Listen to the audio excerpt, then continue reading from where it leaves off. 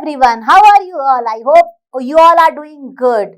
And I am a maths teacher Aradhna from LearnoHub, a free learning platform where you can learn math, science, SST absolutely for free at learnohub.com.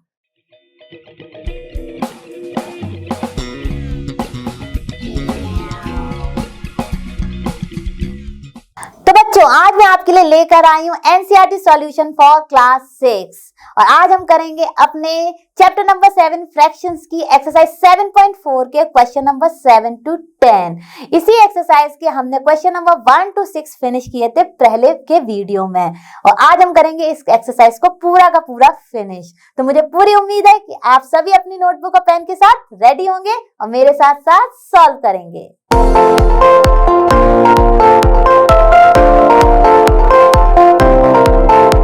चलो बच्चों, शुरू करते हैं अपना question number 7। तो question number 7 में क्या कहा जा रहा है? Find answers to the following, write and indicate how you solve them. यानी कि हमें पता करना है कि जो ये पहली फ्रैक्शन है वो सेकंड फ्रैक्शन के इक्वल है या नहीं, और हमें अपने स्टेप्स भी दिखाने हैं कि हम इसको कैसे सॉल्व करके पता कर रहे हैं।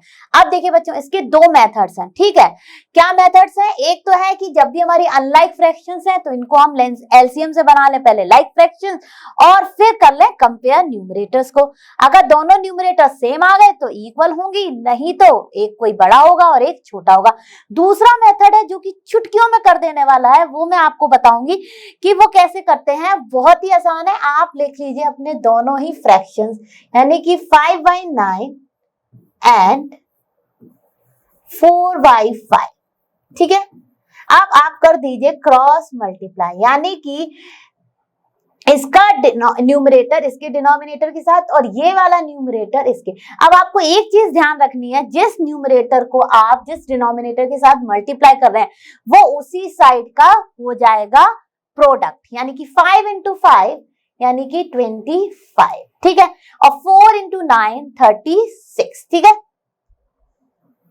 आप देखिए, क्या ये बिल्कुल बराबर है? जो प्रोडक्ट है बिल्कुल बराबर नहीं है, क्योंकि भाई ये तो 25 है और ये है हमारा 36, तो कौन सा बड़ा हो गया? 36। तो ऑब्वियसली जब 36 बड़ा है, उसके साइड का कौन सा फ्रैक्शन था? 4/5, तो हम लिख देंगे यहाँ पर 4/5 और ये वाला था 5/9, यानी कि हमारा 4/5 जो है वो है बिगर 5/9 से। देयरफॉर हम लिखेंगे no, 5/9 is not equal to 4/5, is not equal to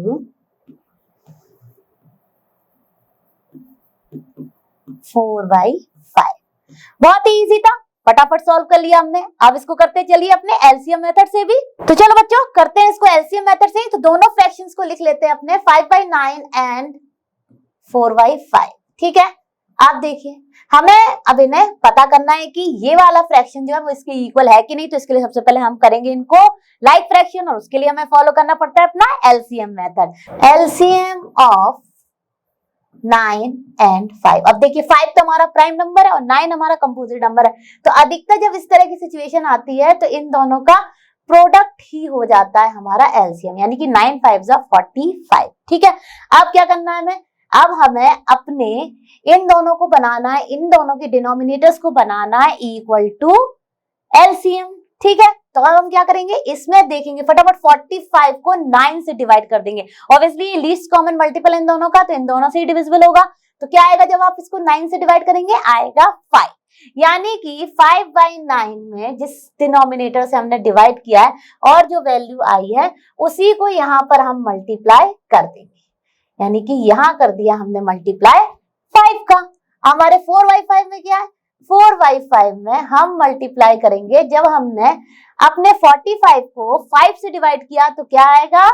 9, यानी जिस डिनोमिनेटर से हम डिवाइड कर रहे हैं और जो कोशिएंट आ रहा है वही मल्टीप्लाई करना है। यानी कि आप ये समझ लीजिए कि पूरी कहानी है अपने डिनोमिनेटर्स को बनाना है हमें इक्वल टू एलसीएम के, ठीक है। अब ये क्या हो जाएगा यहाँ पर? 25/45, ठीक है, और ये हो गया हमारा 36/45, ठीक है।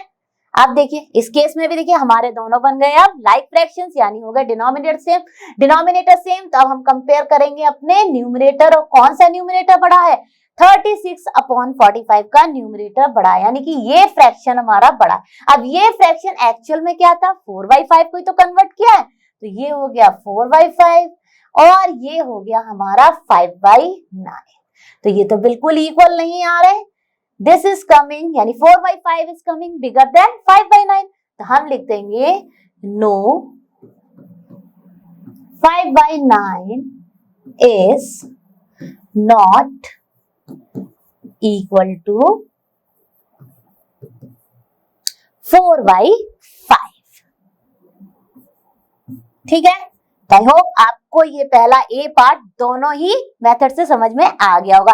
अब करते हैं अपना सेकंड क्वेश्चन, उसे हम करेंगे अपना बी पार्ट को करेंगे अपना क्रॉस मल्टीप्लिकेशन से, और सी पार्ट को भी करेंगे क्रॉस मल्टीप्लिकेशन से, और डी में आपको दिखा दूंगी एलसीएम एंड क्रॉस मल्टीप्लिकेशन दोनों ही मेथड से। तो चलो बच्चों करते हैं अपना बी पार्ट, और इसे करने जा रहे हैं हम अपने क्रॉस मल्टीप्लिकेशन मेथड से। तो देखिए हमने लिख लिया अपना बी पार्ट के फ्रैक्शंस। अब हमें दिखाना है कि क्या 9/16 जो है वो इक्वल टू है 5/9 के। तो इसके लिए हमें क्या करना होगा, क्रॉस मल्टीप्लिकेशन। ठीक है, आप देखिए ये इसका न्यूमरेटर इसके डिनोमिनेटर से मल्टीप्लाई हुआ, यानी ये इस साइड लिखेगा। ठीक है, इसका डिनोमिनेटर और इसका न्यूमरेटर मल्टीप्लाई हुआ तो ये लिखेगा इस साइड। ये आपको ध्यान रखना है। आप देखिए क्या ये प्रोडक्ट इक्वल है, नहीं है, ये 81 है, ये 80 है भाई, है ना, है कि नहीं है, एग्री करते हैं, बिल्कुल। आप देखिए जब ये इससे बिगर है तो कौन सा फ्रैक्शन बड़ा हो गया हमारा, 9/16 is bigger than 5/9, यानी they are not equal। तो हम लिख देंगे no 9/16 is not equal to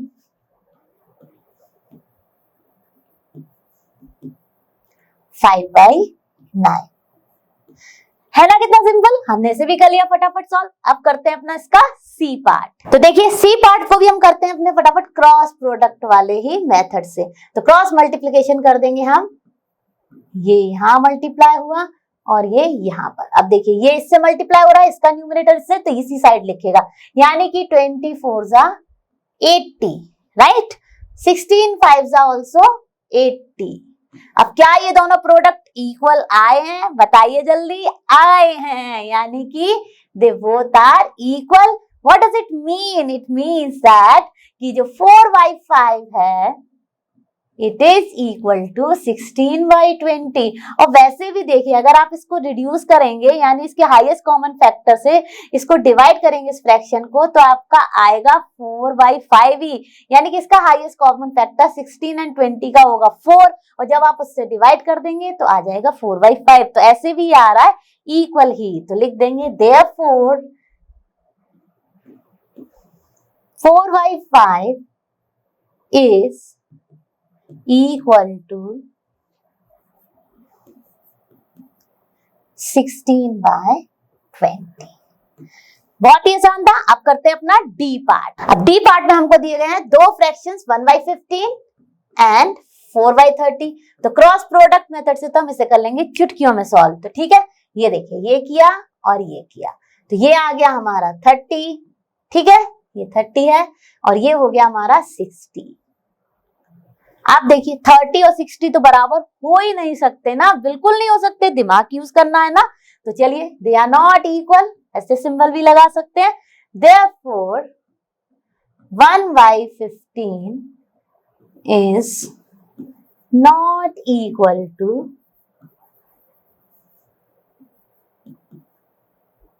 4/30।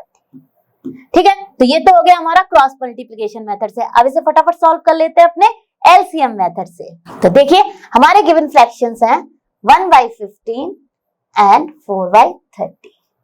LCM हो जाएगा हमारा 15 और 30 का। मैंने बहुत बार बताया आपको, जब छोटे छोटे नंबर है तो आपको क्या कर लेना, एलसीएम मेथड ले लेना। तो एलसीएम मेथड में भी आप क्या कर सकते हैं, ये जो 30 है इसको और 15 यानी जो डिनोमिनेटर है इनमें देख लीजिए आप बिगर नंबर। तो कौन सा बिगर नंबर है हमारा 30। अब 30 के ही फर्स्ट मल्टीपल से चेक करिए, जो पहला मल्टीपल 30 का 15 में भी कॉमन हो जाएगा यानी 15 की टेबल में होगा, वही हो जाएगा हमारा एलसीएम, यानी कि 30 1 जा 30।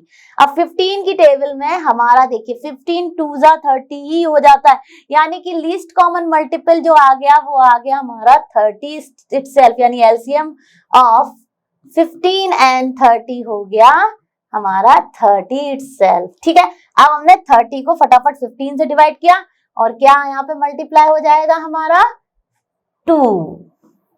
ठीक है, तो यहाँ पर हमने 2 का मल्टीप्लाई कर दिया। ठीक है, अब देखिए यहाँ पर 4/30 में ऑलरेडी ये 30 है तो कुछ करने की जरूरत नहीं है, नहीं तो आपको पता ही है कि 30 को 30 से डिवाइड करेंगे तो आएगा 1, तो आप चाहे तो यहाँ कर सकते हैं 1 का मल्टीप्लाई, बट नॉट रिक्वायर्ड। ठीक है, आप देखिए ये हो गया हमारा 2/30 और ये हो गया हमारा 4/30। अब देखने से ही पता चल रहा है कि क्या ये इक्वल आ रहे हैं, बिल्कुल नहीं आ रहे हैं। कौन सा बड़ा है, ये वाला बड़ा है, यानी कि 4/30 इज बिगर देन 1/15। राइट, यहाँ पे लिख देते हैं 1/15 और यहाँ पर लिख देते हैं हम 4/30। ठीक है, तो दे आर नॉट इक्वल, तो लिख देंगे therefore, यहाँ पे लिख देते हैं therefore 1/15 is not equal to 4/30। है ना कितना आसान, सारे के सारे क्वेश्चंस मैंने आपको दोनों ही मेथड से समझा दिए। क्रॉस मल्टीप्लिकेशन मेथड आप यूज कर सकते हैं जब ये 1 मार्क का क्वेश्चन आए या 2 मार्क का क्वेश्चन आए। अगर उससे ज्यादा का आता है तो आप एलसीएम मेथड से भी कर सकते हैं। रॉन्ग कोई मेथड नहीं है, आपको केवल देखना है कि कितना जो ये क्वेश्चन आपका एग्जाम में आ रहा है इसमें इसका कितना वेटेज है, तो उसी हिसाब से आप यूज करिए अपना मेथड और कर दीजिएगा फटाफट सॉल्व। तो चलिए अब चलते हैं अपने नेक्स्ट क्वेश्चन पर। चलिए बच्चों अब देखते हैं अपना क्वेश्चन नंबर 8। क्वेश्चन नंबर 8 क्या कह रहा है, Ella read 25 pages of a book containing 100 pages. Lalita read 255 of the same book. Who read less? अब हमें दोनों को कंपेयर करना है, तो चलिए लिख लेते हैं fraction of book read by Ella. Okay, fraction of book read by Ella क्या हो गई, कितने पेजेस थे उसमें टोटल 100, उसने कितने फिनिश किए 25, तो 25 out of 100 she has finished. तो how we will write it in the form of fraction 25/100। अब इसकी रिड्यूस फॉर्म में इसको हम क्या करेंगे, एचसीएफ से डिवाइड कर देंगे। 5 से भी कर सकते थे आप, पहले आएगा 5 5 जा 25 अपॉन 5 2 जा 10 एंड 0 यानी कि 5/20, फिर फर्दर 5 से डिवाइड करेंगे तो 2 स्टेप में आपकी रिड्यूस फॉर्म आएगी। अगर आपको एचसीएफ पता है तो आप फटाफट फर्स्ट स्टेप में इसकी रिड्यूस्ड फॉर्म फाइंड कर लेंगे, यानी कि ये आ गया 1/4। ठीक है, इसकी रिड्यूस्ड फॉर्म आ गई 1/4, यानी इसने 1/4 ऑफ द बुक फिनिश किया। आप देखिए ललिता के बाद कौन है हमारी, ललिता है, ललिता ने कितना फिनिश किया, तो हम लिख देंगे fraction of book finished by, यानी ये ऑलरेडी हमें रिड्यूस्ड फॉर्म में दी गई है, तो fraction of book read by Lalita वो कितनी है 2/5। आप देखिए इसने 2/5 फिनिश किया और उसने 1/4, हमें पता करना है कि किसने ज्यादा फिनिश की है, ठीक है, या किसने कम फिनिश की है। ठीक है, तो देखिए 1/4 और 2/5 को हमें कंपेयर करना है, तो एक तो तरीका मैंने आपको यही बताया कि क्रॉस मल्टीप्लाई कर लीजिए। तो देखिए ये आ गया 5 5 5 और ये हो गया 8, किसका प्रोडक्ट ज्यादा आया, ये वाली साइड का, यानी कि किसने ज्यादा फिनिश किया है, यहां से पता चल गया हमें कि ललिता फिनिश्ड मोर, तो इला has finished less part of the book. ठीक है, तो वो लिख देंगे आंसर हम, तो हम लिखेंगे किसका एक्चुअली 1/4 की वैल्यू जो है वो लेस आई है 2/5 से, तो 1/4 किसने रेड किया है, 1/4 हमारा किया है इला ने, तो हम लिख देंगे इला red less part of the book. Okay, इला read less part of the, ठीक है।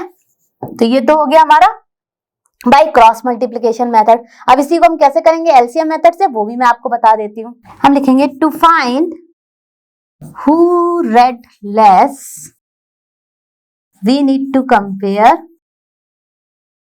2/5 एंड 1/4, ठीक है। तो चलिए फटाफट एलसीएम लेंगे। तो 2/5 है ये और ये 1/4 है।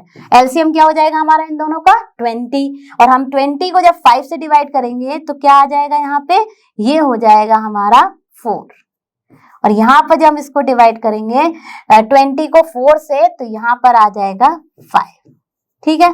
तो क्या आ गया यहाँ पे, मैंने स्टेप्स थोड़े रिड्यूस कर दिए हैं। ये हो जाएगा हमारा 8/20 और ये हो जाएगा हमारा 5/20। तो किसकी वैल्यू ज्यादा आ गई, हमारी वैल्यू आई 8/20, पर एक्चुअली में 8/20 क्या था, 8/20 है 2/5, यानी 2/5 इज ग्रेटर देन हमारा 1/4। 5/20 क्या है एक्चुअली में 1/4। तो कंपेयर करने के लिए हमने किया डिनोमिनेटर सेम। तो किसने ज्यादा पार्ट पढ़ा है, ऑब्वियसली ललिता ने ज्यादा पार्ट पढ़ा है, और किसने लेस पढ़ा है, इला ने। तो हम आंसर लिख देंगे इला red less part, okay, less part of book. तो बहुत ही आसान था, दोनों मेथड से मैंने आपको फटाफट बता दिया कि कैसे करना है। हम चलते हैं अपने नेक्स्ट क्वेश्चन पर। चलो बच्चों शुरू करते हैं अपना क्वेश्चन नंबर 9। तो क्वेश्चन नंबर 9 क्या कह रहा है, Rafiq exercised for 3/6 of an hour while Rohit exercised for 3/4 of an hour, who exercised for a longer time. बहुत ही आसान है। सबसे पहले तो हमें पता होना चाहिए कि एन आवर में कितने मिनट्स होते हैं। तो हम लिख देंगे यहाँ पे 1 आवर equals to 60 मिनट्स। अब आपने कई बार पढ़ा होगा कि ऑफ का मतलब होता है मल्टीप्लिकेशन, यानी कि हम लिखेंगे मिनट्स और टाइम ऑफ रफीक, ठीक है।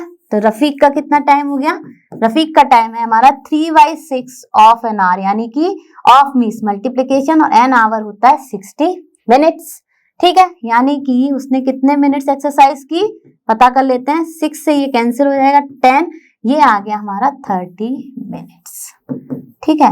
अब नेक्स्ट हमारा क्या है, Rohit exercise for 3/3/4 of an hour. तो चलिए रोहित का टाइम निकाल लेते हैं। तो टाइम ऑफ रोहित, ठीक है, उसका कितना आ गया 3/4 ऑफ 60 मिनट्स, और इसको जब सॉल्व करेंगे तो ये कितना आ जाएगा 15, राइट, और ये हो गया 45 मिनट्स। तो इससे हमें पता चल गया कि किसने ज्यादा देर तक एक्सरसाइज की है। तो who exercise for a long time, किसका टाइम ज्यादा आ गया 45 मिनट्स। 45 मिनट्स किसके ज्यादा, किसके हैं, रोहित के, और वो किससे ज्यादा हो गए, रफीक के टाइम से, जो कि है 30 मिनट्स। तो हम लिख देंगे Rohit exercised for longer time, ठीक है। तो Rohit exercised for longer time, ठीक है। तो ये तो हो गया एक तरीके से इसका सॉल्यूशन कि आपने निकाल लिया एन आवर का 3/6 एंड 3/4 कितना है, और उससे आपकी जो वैल्यू आई उनको कंपेयर किया, जो बिगर है उसने ज्यादा टाइम तक एक्सरसाइज की। इसको आप कर सकते हैं एक और मेथड से, वो भी मैं आपको बता देती हूँ। अब सेम क्वेश्चन को आप दूसरे मेथड से कैसे करेंगे, आप लिख देंगे, अब देखिए टाइम स्पेंट बाय रफीक कितना है 3/6 ऑफ एन आवर की जरूरत नहीं है, क्योंकि दोनों ने 1 आवर ही लिया है, डिफरेंट डिफरेंट टाइम नहीं लिया है, ठीक है। अब दूसरे में हम देखेंगे टाइम स्पेंट बाय रोहित, उसने कितना किया स्पेंड, उसने किया है हमारा 3/4। अब दोनों को हमें कंपेयर करना है, तो क्रॉस मल्टीप्लिकेशन ले सकते हैं मेथड, या हम ले सकते हैं अपना एलसीएम। तो चलिए इसको कर देते हैं क्रॉस मल्टीप्लिकेशन, तो 3/6 एंड 3/4। तो कंपेयर करने के लिए कि किसने ज्यादा टाइम स्पेंड किया है, हमने किया क्रॉस मल्टीप्लिकेशन। अब देखिए इसके न्यूमरेटर और इसके डिनोमिनेटर का क्या प्रोडक्ट आएगा 12, और इसका क्या आएगा 18, राइट। 6 × 3 18, 4 3 12। तो प्रोडक्ट कौन सा ज्यादा आ गया 18, यानी कि वो कौन सा है टाइम, कौन सी फ्रैक्शन दिखा रही है 3/4, ही दिखा रहा है 80, जो प्रोडक्ट जिस साइड आएगा वही फ्रैक्शन हमारा बिगर होगा, ठीक है। तो ये हो गया यहाँ से रोहित एक्सरसाइज, क्योंकि 3/4 टाइम किसने स्पेंड किया है, रोहित ने, तो 3 Rohit exercise for longer time. तो देखिए Rohit exercise for longer time. तो आई होप आपको ये अच्छे से समझ आ गया होगा। आप इसको एलसीएम मेथड से भी सॉल्व करेंगे तब भी यही आंसर आएगा। तो आई होप आपको ये दोनों ही मेथड से अच्छे से क्लियर हुआ होगा। हम चलते हैं अपने नेक्स्ट क्वेश्चन पर। चलो बच्चों शुरू करते हैं अपना क्वेश्चन नंबर 10। तो क्वेश्चन नंबर 10 क्या कह रहा है, in a class a of 25 students, 20 passed with 60% or more marks.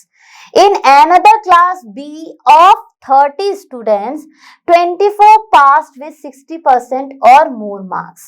In which class was a greater fraction of students getting with 60% or more marks? आप देखिए हमारी क्लास ए में कितने टोटल स्टूडेंट्स है 25, और उसमें से कितने पास हुए हैं 60% एंड मोर देन 60%, 20। तो हम इसको लिख लेते हैं फ्रैक्शन फॉर्म में। तो हम लिख देंगे fraction of students, fraction of 60% and more marks,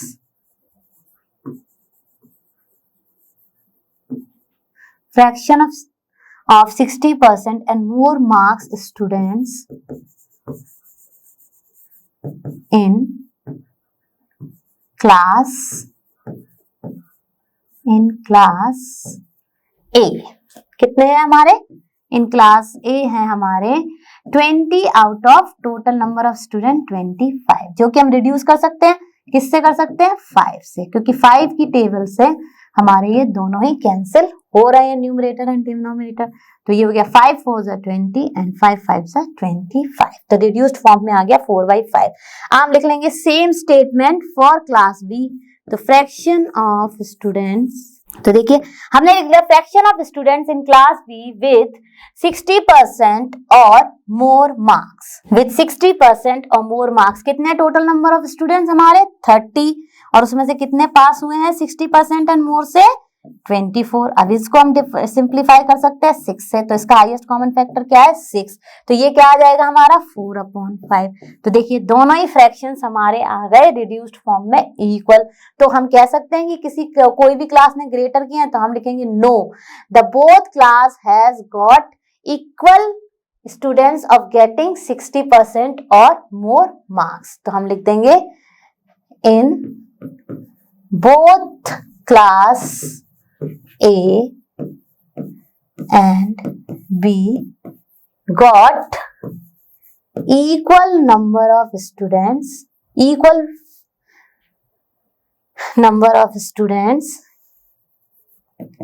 getting 60% or more marks, यानी कि दोनों ही इक्वल हैं। ठीक है, तो आई होप ये तो हमने अपने रिड्यूस्ड फॉर्म से ही फाइंड कर लिया। दोनों ही फ्रैक्शंस का रिड्यूस्ड फॉर्म आया 4/5, यानी कि दोनों में इक्वल नंबर ऑफ स्टूडेंट्स ने पास किया है 60% एंड अबव से। ठीक है, तो चलिए ये हो गया हमारा क्वेश्चन नंबर 10। आई होप आपको ये सारे के सारे क्वेश्चंस अच्छे से समझ आ गए होंगे। तो बच्चों ये तो हमने फिनिश किया अपने चैप्टर नंबर 7 फ्रैक्शंस की एक्सरसाइज 7.4 का क्वेश्चन नंबर 7 to 10 का सॉल्यूशन। मुझे पूरी उम्मीद है आप सबने मेरे साथ इसको सॉल्व किया होगा और अच्छे से समझा होगा और दिमाग में किए होंगे कॉन्सेप्ट क्लियर। हम और आप ऐसे ही जुड़े रहेंगे और फिनिश करेंगे पूरा एनसीईआरटी सॉल्यूशन। और आप सभी जानते हैं लर्नो हब फ्री है बट बेस्ट है। Thank you.